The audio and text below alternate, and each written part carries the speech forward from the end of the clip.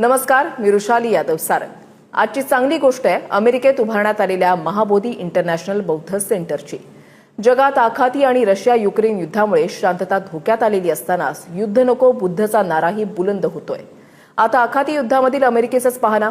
Iran विरोधात आक्रमक अमेरिकेतच बुद्ध आणि डॉक्टर बाबासाहेब आंबेडकर यांच्या विचारांचा प्रसार करण्यासाठी एक महत्त्वाचं पाऊल उचलण्यात आलंय।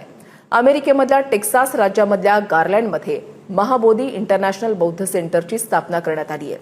Ambedkarite Buddhist association of Texas म्हणजेच एबॅट याच्या पुढाकारातून हे केंद्र उभारलं गेलंय। भारतामधल्या बंगळुरूमधल्या प्रसिद्ध महाबोधी सोसायटीची ही अमेरिकेमधली पहिली अधिकृत शाखा आहे।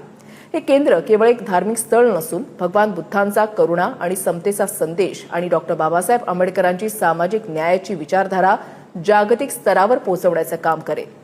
तिथे ध्यान, धम्मशिक्षण, सामाजिक संस्था आणि सांस्कृतिक संवाद आणि सामुदायिक विकासाशी संबंधित विविध कार्यक्रम आयोजित केले जातील।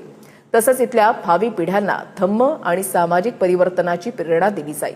अमेरिकेच्या 250व्या स्वातंत्र्य वर्षपूर्तीचं औचित्य साधून 4 जुलै 2026 रोजी या केंद्राचं भव्य उद्घाटन होणार आहे। या सोहळ्यासाठी जगभरातील विविध बौद्ध परंपरांचे प्रतिनिधित्व करणारे 20हून अधिक भिक्खू एकत्र येणार आहेत आणि यामध्ये प्रख्यात बौद्ध आचार्य भंते कस्सप आणि भंते आनंद हे बंगळुरूहून जाणार आहेत। हजारो मैल दूर अमेरिकेमध्ये स्थायिक झालेल्या अनिवासी बौद्ध समाजानं घेतलेला हा पुढाकार जागतिक स्तरावर भारतीयांसाठी अभिमानास्पद आहे।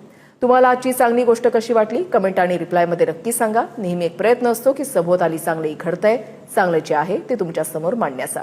तुमची चांगली साथ अशीच सोबत असू द्या।